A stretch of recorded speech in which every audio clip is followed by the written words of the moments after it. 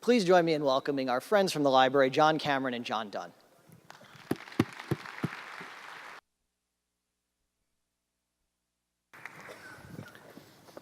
All right. Well, thanks to all of you for coming back from the break for our talk about Avalon. My name's John Dunn. I'm Assistant Dean for Library Technologies in the Indiana University Bloomington Libraries, here with my colleague John Cameron, who is Digital Media Service Manager in the libraries. And we're here to talk about Avalon, which is an open source software platform that Indiana University libraries and Northwestern University libraries have developed to make it easier for libraries, archives, and other kinds of units to make it easier to provide access to digital audio and video collections online. Avalon is based on some technologies that are used commonly in the library and archives world, namely the Fedora digital repository system and Hydra, which is a Ruby on Rails-based application development framework for building content management applications.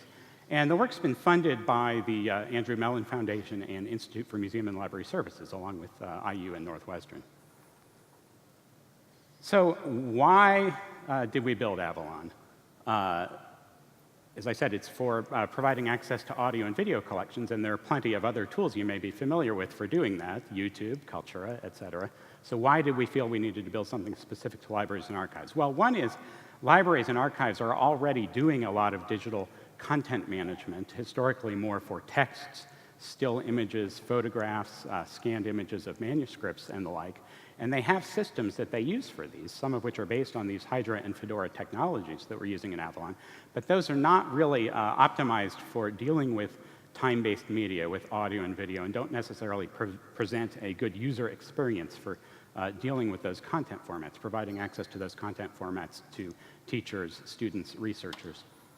At the same time, as I said, there are systems, Cultura, Brightcove, YouTube, Vimeo, all sorts that are optimized around providing access to video or audio, SoundCloud, another example, online. And they work very well for doing that, but they are not integrated with the kinds of workflows, metadata standards, digital preservation tools, and other systems and practices that libraries and archives use to manage their content.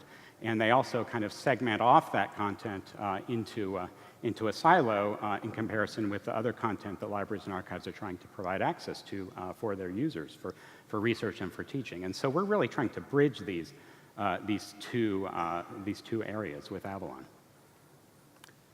In addition, at IU, we had a couple of very specific motivations. One is we've had a system, you may be familiar with this, called Variations, which was first implemented at the Music Library here in Bloomington over 20 years ago, providing access to audio recordings digitized and acquired by the Music Library for use in, particularly in classes in the Jacobs School of Music. And this is a system that is used very heavily by pretty much all of the faculty and students in the music school as part of their daily lives now for studying, working with, analyzing audio recordings of music in performance contexts, in music theory, in musicology, and otherwise. And there are a number of other institutions using Variations beyond Indiana University as well. This is 20-year-old technology at this point, though, and we obviously needed to make a change there to allow this type of functionality to continue forward. The other big motivation for IU is Mdpi. Brad mentioned this in his remarks this morning, the IU Media Digitization and Preservation Initiative, where we are digitizing over 280,000 kind of physical audio and video tapes, discs, et cetera. And our charge from President McRobbie is to make these materials as universally accessible as possible. And so we need a system in which to do that, and Avalon is that for IU. Avalon is not something we're just developing on our own between IU and Northwestern. We're developing it as part of a broader community called Hydra. Hydra is a technology stack, but it's also a community of 30-some libraries, archives, and other organizations that are working together to develop open source software for use by libraries, archives, museums, and organizations that have similar sorts of long-term content management needs and access needs.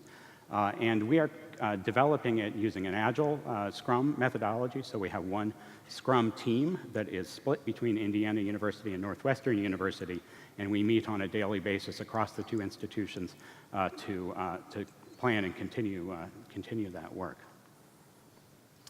We have been developing Avalon now for the past 4 years or so. We've put out a number of releases that continue to offer functionality improvements, as well as behind-the-scenes changes to allow it to integrate more effectively with other university systems, so with course management systems through LTI, with authentication, authorization systems through LDAP, CAS, Shibboleth, et cetera, providing more and more features to users and to collection managers to be able to take advantage of the system. So Avalon's now in use not just at Indiana and at Northwestern, but at places such as the University of Virginia, Washington University in St. Louis, University of Alberta, Calvin College in Michigan, and a growing number of institutions. And we're trying to take these Avalon adopters and then convert them into Avalon supporters to help contribute development resources, money towards sustaining the development of the software over time, to add new features to keep up with technology changes, et cetera. So I'm going to turn things over to John Cameron to talk a bit about how Avalon is used here at IU. OK, thanks, John. So we do have a number of Avalon instances that are active production instances at IU.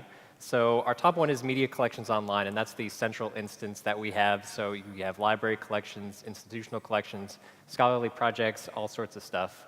We also have Mdpi internal content access, and so that's the landing place for all of that Mdpi content that John mentioned. So all of those, many tens of thousands of pieces of material are coming in there. Right now, it's currently only accessible by the collection managers who are in charge of that content. And then we have one for the Institute for Juvenile Court and Corrections Research, which is used by the School of Social Work, and that's sort of a special one set up for pedagogical purposes. So if my slide will advance here. Technical difficulties. So. Sorry, we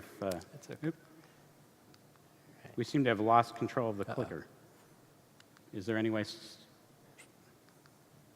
Can someone advance this manually? Is that possible?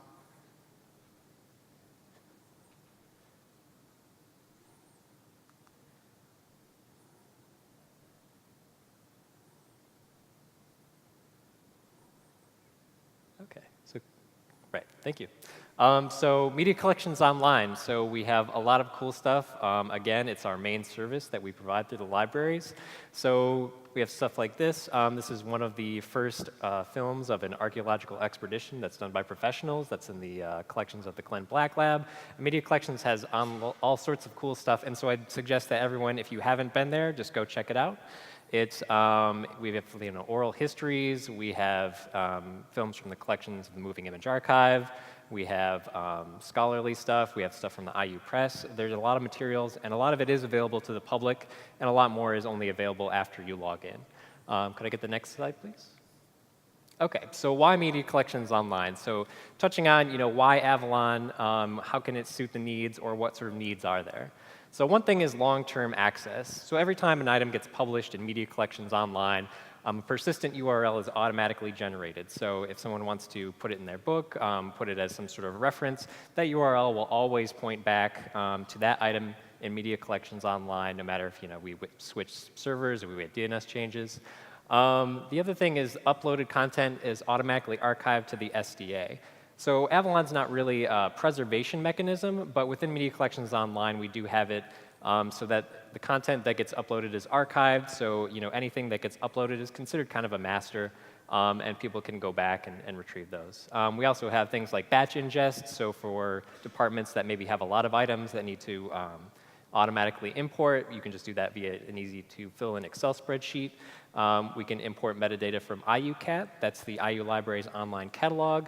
So Avalon provides metadata available in item records, and it's really easy to get that if your item already has a catalog record. And then we have structural metadata, which is sort of for fine-grained navigation for an audio or video item. Could I get the next slide, please? Thank you. So going on access control, so Media Collections Online is a normal CAS-authenticated application. And we can restrict or provide access in a very granular way. So you can restrict it to a specific ADS user by ADS group membership, which is how we usually do permissions in media collections online, or by IP address. We also have time-based access rules. So this is new as of our latest release. And it means, if you have an item, you can set it to be open access in the future. If you buy content that's available to stream, maybe the rights, you only have it for a year, you can set that up so you don't have to go back in and manually change permissions when you're setting things up. Could I get the next slide, please? Thank you. So another thing is playlists. So we keep adding sort of end-user things to sort of match features and help make migrations happen. And so playlists is something that's available to any logged-in user. So if you see things, it works just like you would on YouTube in very similar ways to other sort of similar applications. Could I get the next slide? Awesome. So we also have Canvas integration through LTI. So there are some other services available, but we do have Canvas integration now, so this is another fairly new thing. So Canvas sites within the Bloomington section can have media collections online as part of the navigation tool. So you can set this up so you can give certain items access in your course site, and they'll just appear automatically, just like in the screenshot here. So if you have stuff on media collections online that when you want to make available to your class, maybe because it's not accessible unless you go set up the permissions, or maybe you have a certain set of things you'd like to put into your course for students to look at, you can do that as well. OK, so if you're interested, I would love to hear from you. Like I said, I'm the Digital Media Service Manager. So you can contact me directly, JONCAMER, at indiana.edu. We have a contact form at Media Collections Online. And we also have an email address that will go to the same area as that comments form does. So yeah, if you're interested in this at all, if you have a collection that you're interested in putting on Media Collections Online, we're very open. I'd be happy to talk to anybody about what their needs are, or even to port you to something that's not Media Collections Online that'll meet your needs. And so for more information on Avalon in general, you can go to our website, avalonmediasystem.org, and that has links to documentation, to our GitHub organization. You can get the code there. We have updates on our many releases, and all sorts of different stuff. And then Media Collections Online is available at media.dlib.indiana.edu. And once again, I suggest you just kind of check it out. It's available to everyone. And again, if you have any questions, just get in touch. Thank you. Great. Thank you. Thank you so much, gentlemen.